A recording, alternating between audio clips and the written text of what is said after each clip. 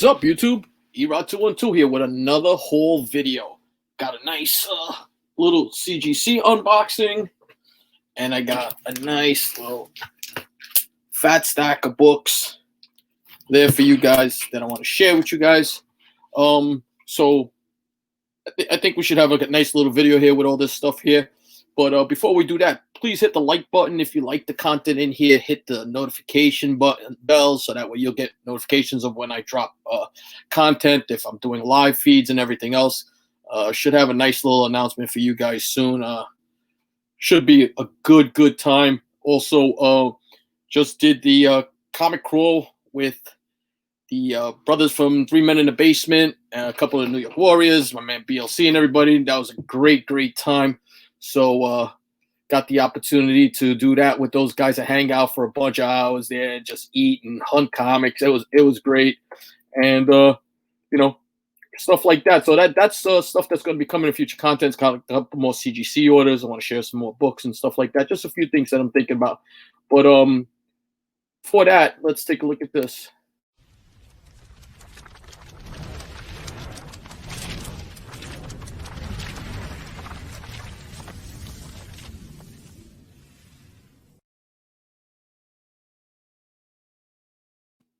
All right, so let's start with these CGC books first. I know everybody likes to look at these, and try not to look at the grades here.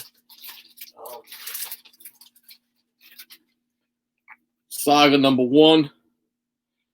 Picked this book up at a small con from Zap Comics. They had it down. They told me it was a 9.6, but it was a pressable defect. So I'm shooting for minimum of a 9.6, but hoping for that elusive 9.8. I've been pretty fortunate with this book. Cardstock is pretty pressable. It works pretty well for me. 9.8, fantastic. Invoice.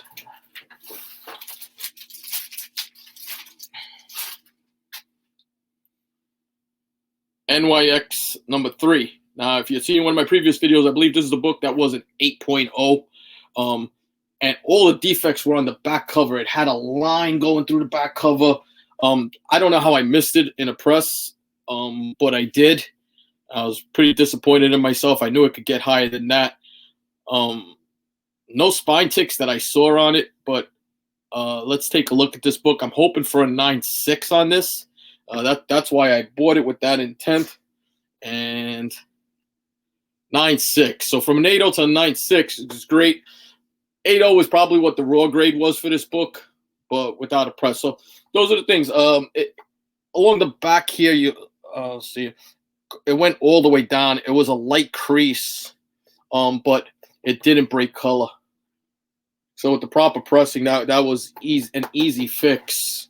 The book got hit hard. They are grading the way CGC standards should be. They're strict with everything now. I prefer that than the loose grades. I mean, everybody likes them, but you know what? You improve your grading skills if, when they're grading tight, you're grading accordingly. That way, you'll never have a disappointment for the most part. I mean, don't get it wrong. Every once in a while, they fuck up. They get a bad grade.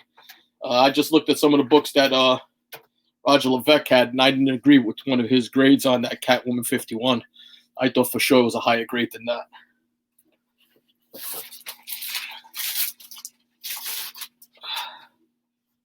Thor 337.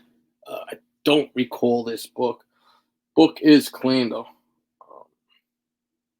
Let's take a look at it. 9.6. Very nice. Very nice.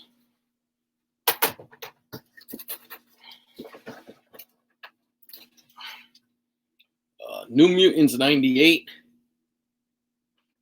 Okay.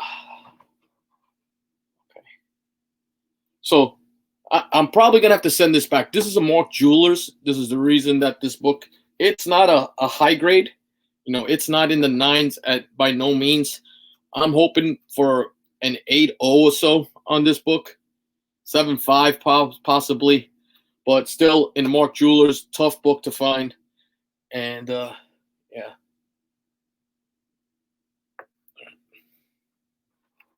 8.0. Nice. But I am going to have to, I got to look at the invoice. If I didn't mark it, it's my mistake. Just making sure that's the one. Yeah, I believe that's the one. Gonna have to send this in again.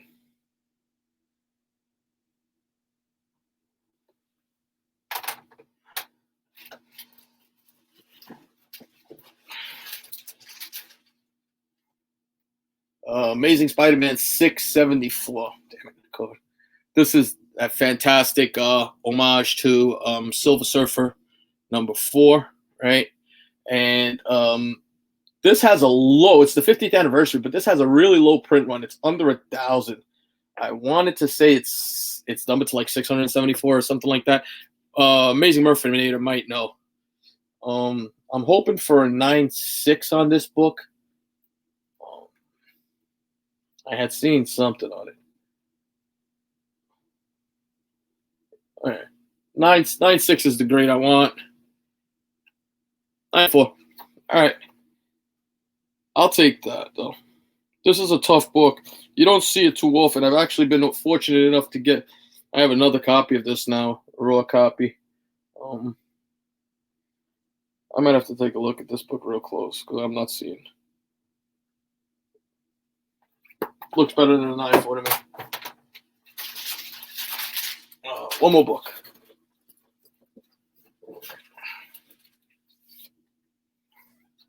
Uncanny X-Men 266. This is one of my stealth buys. I believe I got this on eBay. Got this pretty cheap. And 9.6. Very nice. Very, very nice. So yeah, I think it did well on that haul. You know, one grade that disappointed me a little bit, but not really all that. And one book I'm probably gonna have to get redone just because of the slabbing. I'm trying to see the invoice. I gotta pull my invoice just to see if I marked it with Mark Jewelers or not. But talking about beautiful books. Look at that. That's that Unknown Comics variant. That's In Huck Lee. Psylocke with the Psyblade. Love it.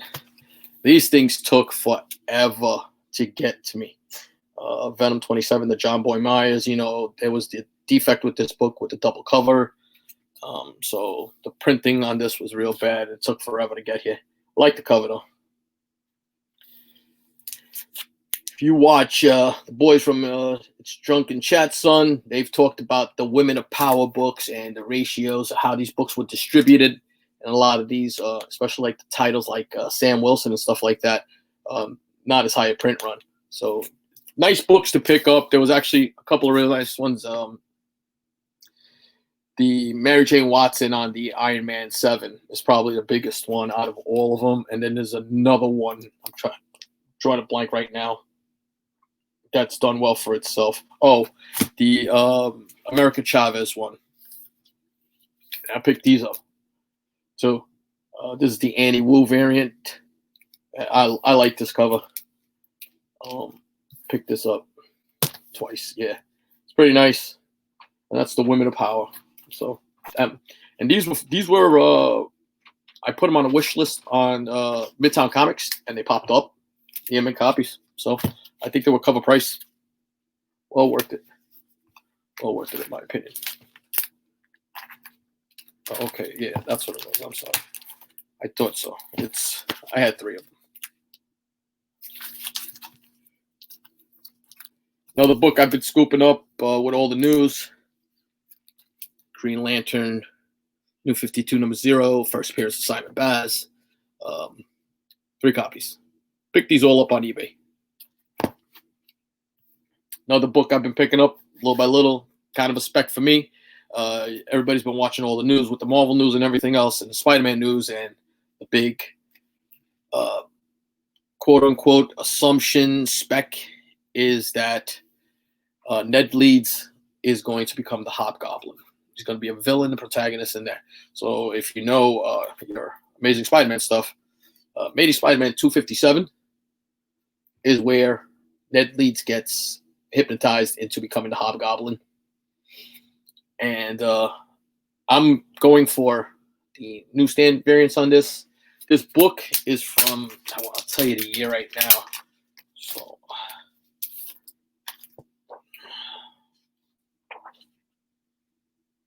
$1984. So in 84, it's about a 50-50 production on newsstands as compared to direct market. The only thing is, and that's the thing that you have to look at, although it's a 50-50 contention on this, 50-50 split on this, newsstand copies were able to return them for refunds. So how many of these were returned back? So it's definitely not 50% if the book didn't sell, although Amazing Spider-Man is always a title that sold well, but just something to think about. I'll probably do another episode. I found a nice graph showing the breakup of the years as to how newsstand goes along, and I'll show that probably in my next video. Picked up another newsstand copy of it. And then this is the one I really like. I picked up the Canadian price variant. So as my man The Doom says, it's not the book, but it is a book. This is a book that I like. I like these Canadian price variants. They're tougher to find, especially in high grade. So very easy. And just if you're hunting and you happen to hit a shop with the Canadian price variants, it's the price. So 60 cents on the regular, 75 cents on the price variant. And the newsstand will be the smaller barcode right there. I saw this and I had to have it. I was just perusing through eBay, and I bought this just for the cover. I like some of these obscure things, especially when it comes to the X-Men. I love the X-Men. So this is a book. It's like a fanzine type of thing, and it's called Comic Reader. It's the Comic Reader. It's made in 1979. This is issue number 167, and I solely bought this for that reason. I had never seen this before.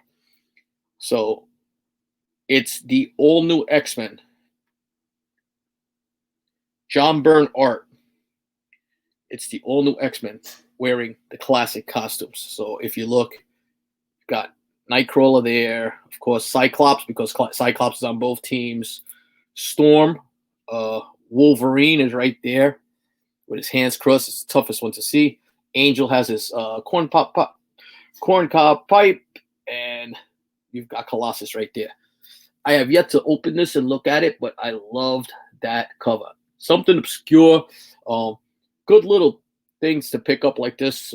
If you're a big X-Men fan, they have it for all different characters, but stuff like this, you know, I want to know what caused John Byrne to even decide to make that drawing. You know, interesting stuff. Here's another book that I spec on. This is a low grade. I picked this up on eBay for really dirt cheap. But this is Fantastic Four number 22. Number 20, excuse me. And that's the First Molecule Man. So the story with the First Molecule Man is there's a lot of speculation in the Marvel Universe right now, the cinematic universe, that Secret Wars, the Hickman version, is going to be the story arc they're going to use with Fantastic Four and everybody else. Well, if you read that story arc, and as a lot of guys say, J. Rod Ham, read your comics, you know, and it's true. Molecule Man plays an integral part in Secret Wars. Actually, a real big part. Him and Reed Richards' son, Franklin, big roles, and Valeria plays a big role. That's another character that people aren't talking about, is Valeria Richards. Another book to spec on. Hit a small show in Jersey, and this is a couple weeks ago already, so this whole's been sitting here, and I think I did really well. Again, another newsstand copy. These were $2 a piece. So $2 newsstand, and $2 for newsstands. Anytime I can see Spidey newsstands, even in the 90s, late 90s, into, you know, especially like the McFarlane run newsstands, I grabbed them at cheap, because newsstands have just blown up, and the dealers are seeing it. At this show, there were 3 different tables with dealers, and they had all of their newsstands marked up at a premium. They were putting signs, rarer, harder to find, and average books like this were going for about $25. a piece. Non-keys. Things with keys had a higher premium. You're starting to see the trend all over the place now. So if you get some newsstands and you can pick up some major titles, even the filler ones, I paid $2 at that same show, and 3 tables down, that guy had books at $25 starting for newsstands. Got this for cover at this show, and I just loved it. It's, again, some beautiful Dave Cockrum work right there. Love that variant. I bought this just for the cover because this stays in the PC. It's just one of my favorite. This is my favorite team. This is what I grew up on. This is what I read when I was a kid. This is what made me collect comics as a young man. I just loved it. Loved everything about the X-Men. My man Nemesis Prime has been killing it with these books, and Sith Lordly. Shout out to the Spine Ticks. Those boys are doing great work. Azorus and the crew, and Sith Lordly. But they're big Star Wars guys, and I'm a Star Wars guy, but I never, ever. And I used to pass these things all the time up. I think everybody did. These Dark Horse Star Wars books, they just sat in bins forever. Now, with all the speculations of Knights of the Old Republic becoming a series for the Disney show, books like this are commanding a premium. Knights of the Republic 9, 1, 2, 3. This one here, number 31, is first appearance of Darth Malak, big spec book. So I picked this up at the show, and I was able to get 2 copies. So I bundled them up, bought 2 copies. Should have pulled the plug on a 9. There was a 9 there, and I didn't take it. Kind of kicking myself for passing it up. Another book I spec on heavy, and I've been picking up. It's kind of where it's not at the point that the Cindy Moon is yet. And the Cindy Moon went from a $50 book, that's that first Silk ASM4 went from a $50 book to a $150 book immediately. It just flew up.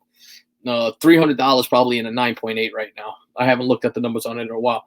This book is probably like raw copies. You're finding, if I see it at an average of about $75. If I can get it for cheaper, if I can bundle it up, I'll bundle it up. So I picked the first full appearance of Riri Williams, Iron Man number 9. So this is, I think, the 3rd copy I've picked up. Like I said, if I see it for 75 or under, I'm picking it up right now. That's my number. I usually set a bar on a number I'll pay for a book in anticipation of what it could return to me. I bundled it up with another book, and I had a look at this book. So Star Wars: The Clone Wars, number 2. Significance of this book, 3rd appearance of Ahsoka Tano. So I just was like, wow, that was pretty interesting to me when I did some research on it. So again, this book is pretty pricey, couple $100 in a 9.8. So if you see this book out there and you could see this book for $50 and it's a 9.8 candidate, I would take it every day of the week. That's what I paid for this book.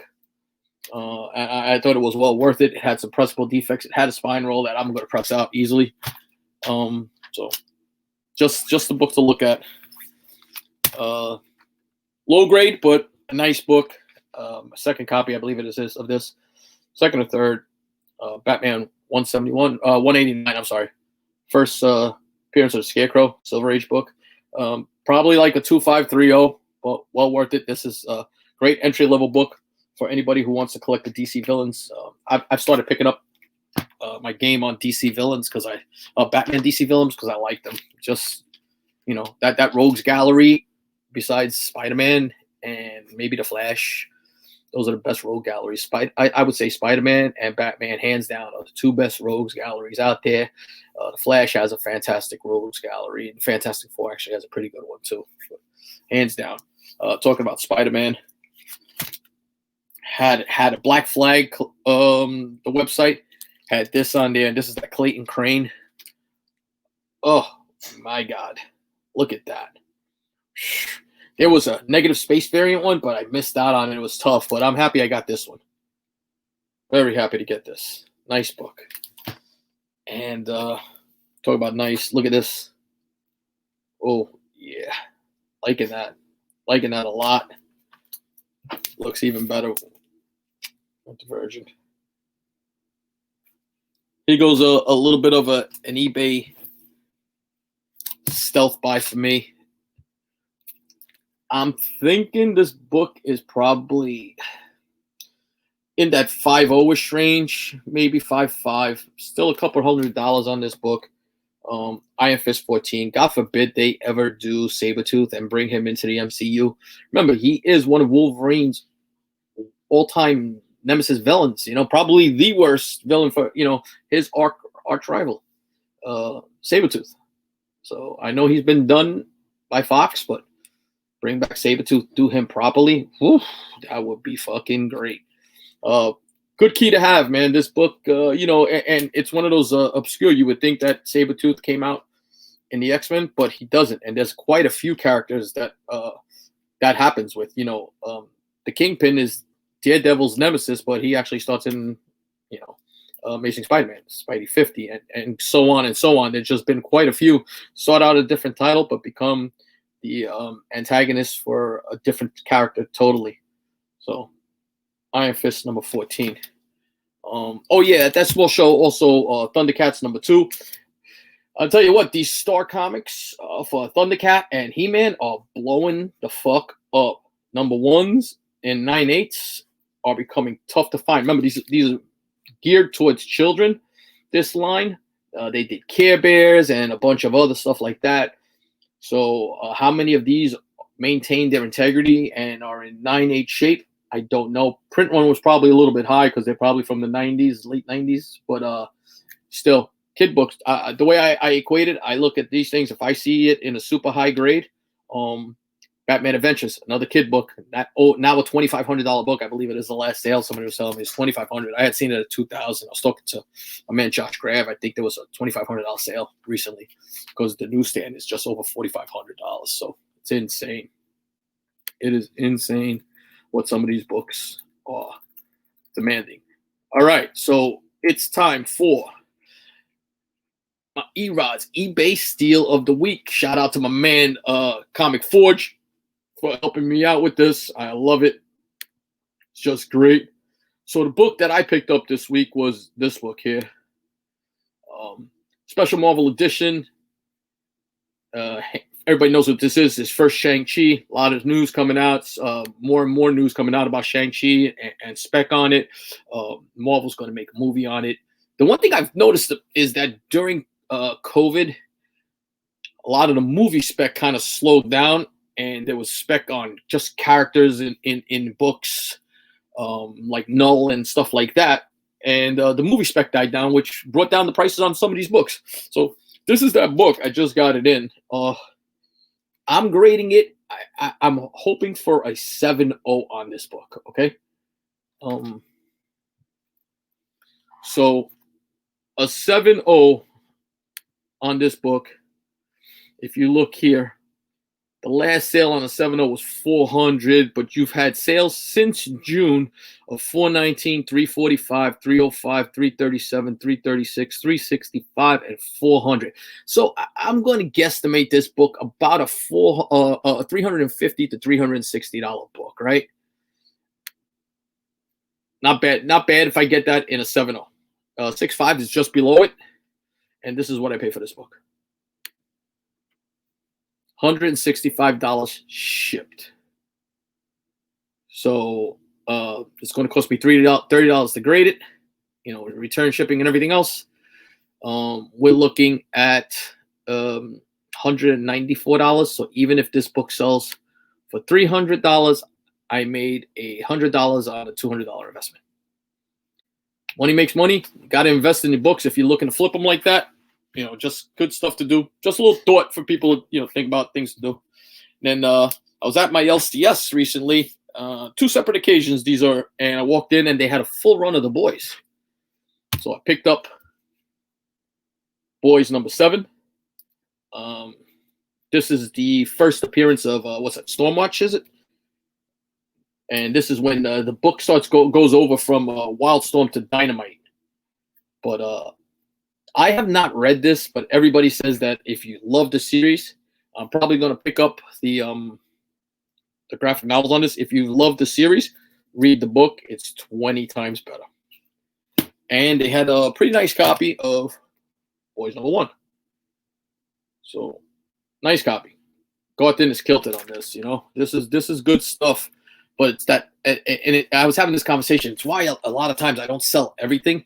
If I read something and I enjoy it, even though it's not worth anything, I keep it for the read. But also, future spec. This book sat in piles forever. It always had a little bit of pull, but it didn't have the draw that it has now. And excuse me, after season 2 and everything that happened with the boys, I mean, you have non-comic book people loving this series and coming and getting drawn into it. The same thing happened with the Umbrella Academy, the Old Guard. It's just all of those TV series that are being, the comic books, those independents that are being turned into TV shows and movies for streaming services. Just changing the game, man. A lot of this stuff. So I spec highly. I know Invincible. There's going to be a cartoon coming out for that now, so that's become gigantic. That Tech Jacket book just became hot because of its first appearance of Invincible. Things like that they sat around forever. And then this is the last book I picked up. I had this in my collection before. I had a 9.6 and sold it to my man Joker M21 because he is a gigantic Batman fan. This is a pretty nice copy, probably in that 9.4, 9.6 range. Had a little issue with the bottom, but let's see what this comes back. I'm shooting for a 9.8. If I get this in a 9.8, I'm going to keep it just because I love that jock cover. But let's see what happens. So that's the haul for now. Watch out this week. I'm probably going to drop a video on my comic crawl pickups. It was a great time. Just had a blast. It was a lot of fun.